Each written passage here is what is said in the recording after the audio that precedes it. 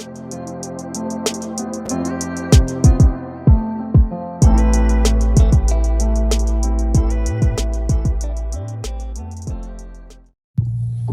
right, guys, here's another edition of Tell People Stories Until You Feel Better. If you have a short attention span, just hang up, keep swiping. I'm sure other people's lives are more interesting than mine. But I'm in a lot of pain, and I'm mourning the loss of my mom. And I realize that it actually helps me when I feel like I'm helping people. Some people help via charity, giving away money, making a difference. And other people like me, I love to pull people up from giving them insight and information and knowing that if I could help you to hit a corner or deal with something really dark and traumatic, and then you kind of pull from how I got through things and you're inspired to get through things, then obviously suicide is not an option. And we want to just pull people up and encourage people in any way we can. So here's the story. You are looking at 25 cents right now. And when I check out of hotels, I have this habit of making sure that I never leave pennies, quarters, nickels, dimes, or change anywhere in my hotel room, because it doesn't matter how much money I've made and how much money I've been making for many years, which is a blessing. I remember that I used to walk 25 minutes to get to the bus stop from my house. And when I would get to the bus stop, my neck was hurting because I was looking down, hoping to get some type of change, because it only cost 25 cents in watts to get on the dash bus. And I didn't have a fucking quarter to get on the bus. So I just, I thought about this because here I am about to check out of this hotel, and then I looked on my nightstand, and then I had all this, coins and pennies, and somebody else has been rich their whole life. They'll probably look at it like, you know what, let me get that to the housekeeper, or just anybody could use this. I don't like quarters in my pocket or pennies and nickels. But man, listen, if I had this, and this, anything, I would have been able to get on the bus. Now, I didn't sell dope. I didn't sell weed. I didn't sell crack. I didn't have heroin. I wasn't doing anything to make money when I was living in the hood. And anybody who knows me know, we was on every form of public aid there was. We had WIC vouchers. We was getting fucking milk and cereal. And we was getting cheese. We were waiting in line for government cheese. We had food stamps. We got regular county checks. And then we also got Social Security checks. And then my mama was still working and had a job under the table. Oh my God, I'm talking about my mom. I've told this story so many times, and my mom is not alive anymore. Fuck. Anyway. Yeah. I didn't have 25 cents to get to school on a bus. And I just wanted you guys to know that stay encouraged, and just know that I am no different than you. The difference is I never had a celebrity or a coattail to ride. I couldn't get no celebrity pregnant and getting up freeloading for 18 years. I had to actually grind and hustle and make it happen. There was nothing about celebrities and social media and rappers, and there was no TikTok and SoundCloud, Twitter, Instagram. We had to fucking grind and hustle. And although he could be all over the place, I seen about 45 minutes of the new Kanye documentary, And it was so crazy to see him grind and hustle. And Kanye, who I now understand on a whole nother level why he misses mom, because I didn't know, just like the rest of the world, like, why does Kanye miss his mom so much? And after seeing that documentary, I need to finish it, but I was like, wow, his mom was the most honest, spiritual, educated, smart, and she was able to encourage him without tearing him down. You remember that quote? She said, "Giants look in the mirror and they don't see themselves." Kanye couldn't even respond to that. And I'm like, wow. And some people don't even know what that means. If you know what it means, I want you to write it in the comments. But as much as I miss my mom, I never had encouragement at home to chase my dreams. I never had anybody to say, go for it. I never had my mom or my dad sitting on the front row at any of my shows and concerts and talent shows.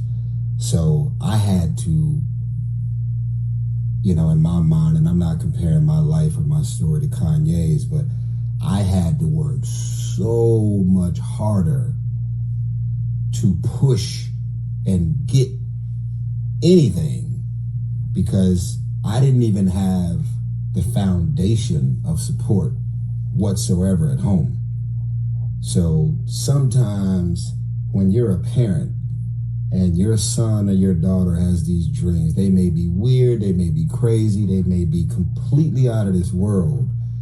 Just knowing that you have a mom or a father at home encouraging you to chase your dreams and accomplish anything that you want becomes very, very motivating. But if you don't have that at home, then you literally got to tap into a level of personal willpower and determination to push through because you don't have nobody cheerleading with pom-poms and rooting for you and championing for you and showing up to defend you and have your back and protect you. I was on my own. And so if anybody see me in a Rolls Royce, see me with hotels and ocean views and see me at award shows or making whatever I'm making from these movies, I would encourage you to shut the fuck up because nobody gave me shit. This is what I had. Not even a penny, a quarter, a nickel to my name, and I had to push through all of this. My mama was not, making 5-6 figures. My mama was not some well-educated woman, who was a doctor or a lawyer or in real estate or anything. We lived literally at the bottom of the bottom, and I arrived at having a problem with my broke, having a problem with my hungry, having a problem with being in the hood and feeling stuck. And I literally, like a fucking dog, I had to fight my way out and create a new reality for myself. And I could not look to my left and my right and see a mom or a dad or anybody rooting and championing for me because I became a dreamer. And even if I expressed or told people about my dream, they were like, what the fuck are you talking about? And it became so much harder to do what it is that I did. And I never claimed to be the biggest star in the world, but I just want to say to everybody out there, you cannot rely on your parents, your friends, your family, or anybody around you to get in that car to motivate you and inspire you. Sometimes winning is deciding that you're a champion, and even if nobody see or understand or can echo the things that you see and want and desire in your heart, that's what makes it even more challenging to take the journey by yourself. But I can tell you, it becomes so much more rewarding when you accomplish everything and then you don't become bitter, hostile, and angry, and you're able to turn around and still pull people up, still bring people with you on the journey. They laughed at you. They made a mockery of you. They're like, yo, this nigga run around singing, old bitch ass nigga. So I just wanted to tell y'all this story. And even though I'm traumatized and I'm mourning and I'm in a bad place, it actually makes me feel better to help someone, even though I need all the help in the world. So I'm still not okay. And yeah, I'm over here like, wow. Every Mother's Day from this point on will be pictures of me and my mom. And at the end of the caption, I'm gonna have to write rest in peace, which is crazy. It's crazy. It's some shit that you can't even relate to unless you don't have a mother. So a lot of us grew up without fathers, so kind of not having a dad is kind of normal, but we've all somehow ended up being raised by a single mom. So I am a motherless child, and it is really fucking crazy to say it, feel it, think about it. And as my mom was laying on the table, I looked at her knuckles and I was like, oh my God, I got the same hands as my mom and I didn't even realize it. But anyway, that's random as hell. But look at all the quarters and nickels and dimes and just know that if you think you broke and fucked up and struggling, don't allow that to discourage you. Keep pushing, keep fighting, and just know that if you got a problem with you're hungry, you got a problem with you're broke, you got a problem with being on the East Coast and it's freezing cold and you don't have a heater, you're stuck, you don't have a car, you don't have nobody championing, rooting for you, don't allow that to discourage you. Keep fighting, keep pushing, because that's what I had to do. And Kanye, wherever you are, bro, you know, I know you, but I don't know you like that. I understand why you miss your mom. And I would encourage everybody to look at that documentary on Netflix, because I understand what I've never understood until now. Yeah, you miss your mom because she was your greatest champion and supporter and gave you the best wisdom and advice. And living this life without someone so inspiring and motivating that's honest with you, a part of your day-to-day life. It's I got all this money, I got all this success, I got fucking 27 Grammys, but if I can get rid of all of this shit and get my mama back, that's what I want. And I understand that now like I've never understood it. So stay encouraged and keep fighting, bro.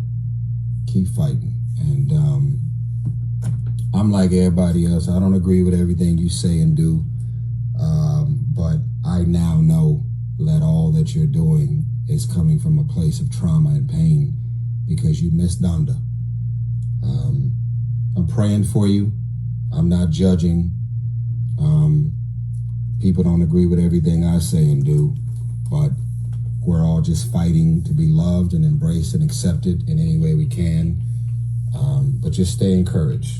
God bless y'all. And thank y'all for all the prayers. And I hope that this video inspires somebody to keep fighting and living, even if they don't have anybody at home rooting and championing for them.